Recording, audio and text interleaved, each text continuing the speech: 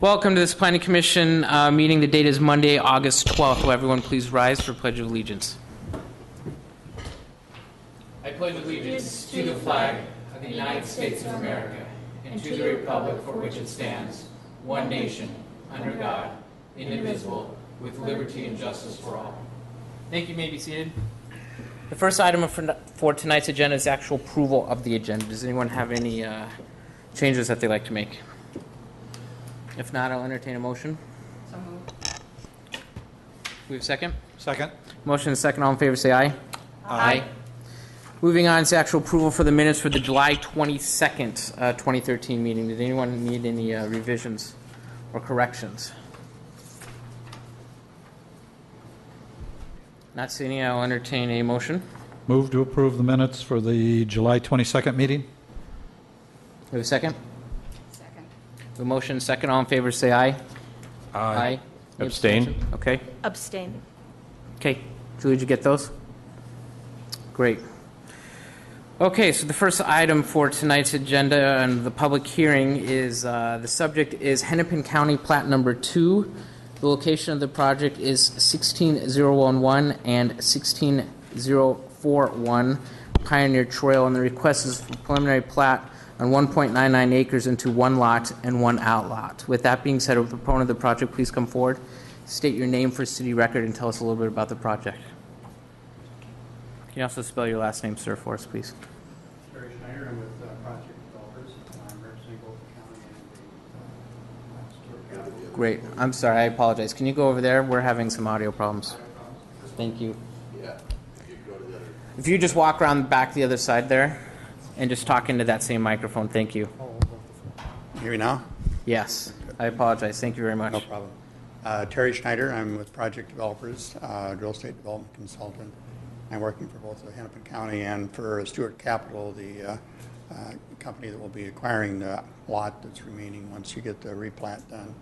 And we do plan on moving forward with just a standard single-family plat in that area, just a little extension of cul-de-sac. Can you pull that microphone up just a little bit closer, please? Thank you.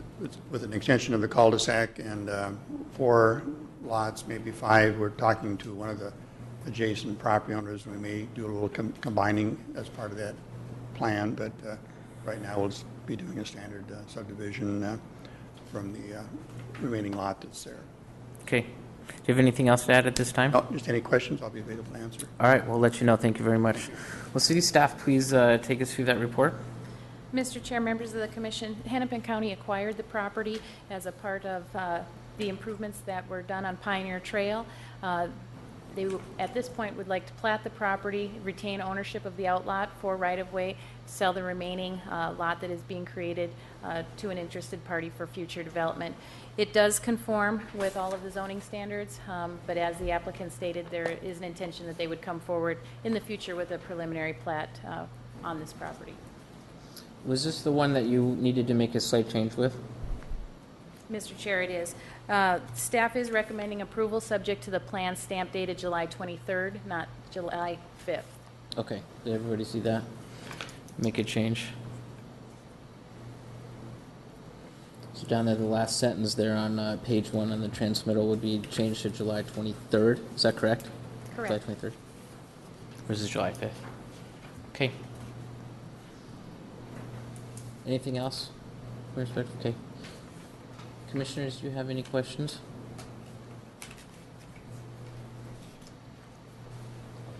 Yep. Seeing that this is a public hearing, is there anybody out in the audience that has any comments or concerns? If so, now would be the time to bring those forward. Not seeing any? I have a question. Yes, sir. 9150 Eden Prairie Road, the corner lot. Has there been conversation between the interest owner of that property and the proponent and staff? Because it looks like the ghost plat would be inclusive of them, but I'm not necessarily sure if they have been. Yeah, there has been conversations, and they're interested in selling. We just have to figure out what makes the best layout and the best overall design, whether we incorporate that and come forward or do it without. It can be done either way.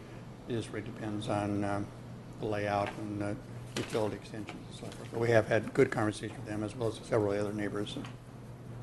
So that will be part of the decision when we move forward. Thank you, Mr. Shire. Any other comments or concerns? Okay, if not, I'll entertain a motion. Mr. Chairman, move to close the public hearing. Second. Motion second, all in favor say aye. Aye. Mr. Chairman, move to recommend approval of the preliminary plat on 1.99 acres based on plans stamped dated July 23rd, 2013, and the staff report dated August 9th, 2013. Second. Motion and second. All in favor say aye. Aye. Any opposed? Congratulations, you can move forward with your project. Thank you very much. Moving on for the next public hearing for tonight is variance 2013-07. Location of the project is 7820 Eden Prairie Road, and the request is for a variance to increase the allowable outdoor display from 6% to 18%, a variance to increase the impervious surface from 47.3% to 50.6%, a variance to permit outdoor display with a side yard setback of 0 feet. City code requires a 20-foot minimum side yard setback in the neighborhood commercial zoning district. With that being said, will the proponent of the project please come forward? If you wouldn't mind going over there, yes, I thank you. Give us your name, spell your last name, your address for us, and then tell us a little bit about your project. My name is Tom Fratellone. My last name is spelled F-R-A-T-T-A-L-L-O-N-E. I live at 1900 Emerson Avenue South in Minneapolis. I'm seeking a variance for my brand new store at 7820 Eden Prairie Road. I own 19 Ace Hardware stores in the city. We're looking to set up an outside sale area with an 8-foot high cinder block structure that matches the building, a screening structure that matches the building along the side of our building. Perfect. Do you have anything else to add at this time? No, I'm ready for questions. All right, we'll let you know if we have any questions. Thank you very much. Will city staff please take us through the staff report, please? Mr. Chairman, this variance meets the three-part standard relative to unique circumstances, the character of the locality, and reasonable use of the property. And the staff recommendation is for the commission to approve final order 2013. I guess it's supposed to have a -07. And on the second page, there is Exhibit A, which is the findings and conclusions that support the staff recommendation for approval of the variance, Mr. Chairman. Okay, thank you very much. I just have one question, Mr. Franzen. I know that you don't see a lot of variances with 0 feet to it. Can you give us just a little bit of color on that particular piece for the side yard side yard setback? One of the unique things about this piece of property is the size of the lot. I mean, typically in a neighborhood commercial district, the minimum size is 2 acres. If you had a larger lot size, it would have been possible to put in an outdoor display area and still meet the setback requirement. One of the things that happened when this project was first a Walgreens is we moved the building and the parking closer to Eden Prairie Road to create a 50-foot buffer zone between the back of the building and the nearest twin home. Our concern for the south is probably not as great because you have a very large area between this wall and the adjoining multiple family area to the south, and you have a little bit of topographic elevation and trees in its place. They could take out some parking spaces in the parking lot, but they're already at the code minimum. And then you would have an outdoor display area that would be more visible to people that are driving by and from other businesses that are in the immediate neighborhood. So this seems the most logical place, if we're going to have one, is on the side of the building. Okay. City staff is fine with everything and recommends approval? Yes. Okay. Commissioners, do you have any concerns of any kind? Just one question out of curiosity. Mr. Franzen, do you know the existing spaces like in Home Depot or Menards, are those considered outdoor display areas or indoor since there is partial structure over those? Bachman's outdoor display is like 45%. Okay. I think you have almost 100% with Menards. You have 16% with Home Depot. You have 55 to 75% for Suburban Chevrolet and the Eden Prairie Ford. So it's not uncommon in retail businesses for the city to allow a little bit more based upon the type of product they have. And most importantly, in a situation like this, is its visibility, and certainly having the wall that makes it look like it's a structure and not being able to see the product from any areas on site.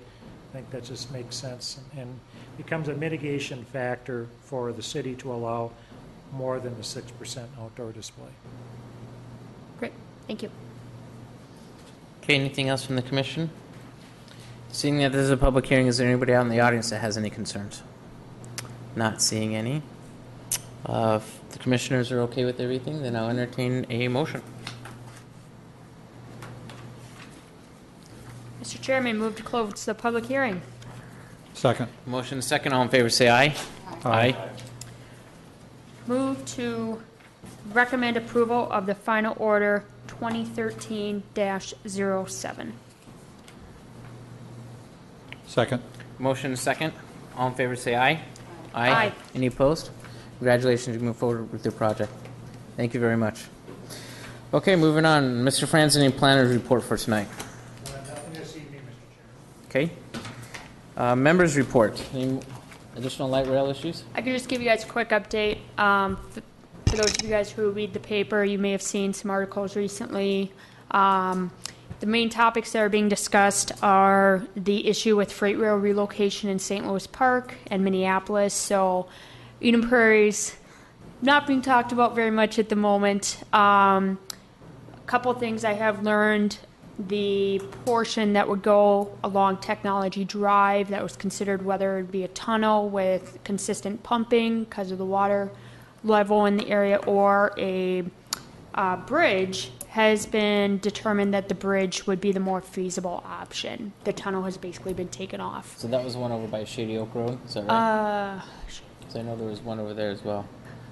That is a different one. This is the one over more by on the way over to Southwest Station, kind of going over by Bachman's and Ruby Tuesdays and stuff. Okay. So just a request I put in was when they get to this point, if they can really think of design, because the city has spent a lot of money creating a great park, and I know Eden Prairie would really want to make sure it was well done. The other area more by Shady Oak Road, that I believe is also going to be a bridge. And it's also along 9 Mile Creek there. All of that seems to be. Bridging is being predominantly the more feasible option. They did decide that it will most likely be a tunnel under Highway 62, though, going over to Minnetonka. And then the big question is whether it's at grade or some sort of tunnel going through Minneapolis and for how long. A couple things that have happened are the cost has been going up. Surprise, surprise. Surprise, surprise. Originally thought was it'd be around $1.25 billion. Right now it's being estimated around $1.6 to $1.8 billion. A lot of that is based on the freight rail relocation, figuring out the numbers with that, as well as there's actually been a switch between the percentage of surface park and ride and structured park and ride. But on the plus side, ridership numbers have been forecasted to be higher per day. Has timing changed at all as far as They're the end? not at the moment. You know, they're still plugging away. Pretty similar timeline. I think the really big part is coming up is getting municipal consent from all the different cities. And I know the Met Council has to figure out some decisions with freight rail and stuff before they get to that part. What's driving up the cost? A lot of it is the things like right-of-way acquisition, as well as the engineering costs are being figured out more for whether there would be a deep bore tunnel, a shallow tunnel, or the relocation through St. Louis Park. They also, I don't know quite the reasoning for this, but there's been an increase in price because there's going to be more structured park and ride planned compared to surface park and ride. And then I think based on the decisions of, I think that was about it. Those were the really big ones. One thing that is being looked at, the farther along you get into this project, the contingency, the what-if budget, is originally around 30%, and that gradually diminishes. So some of these costs aren't, as they said, out of line with what they were originally thinking, and it's not being taken off the books at the moment as a unfeasible project. Okay. Thank you for your report, Katie. Appreciate it. Okay. Any other members' reports at all? Any continuing business? Any new business? If not, I'll entertain a motion for adjournment. Move to adjourn. Motion second, all in favor, say aye. Aye. It's dismissed.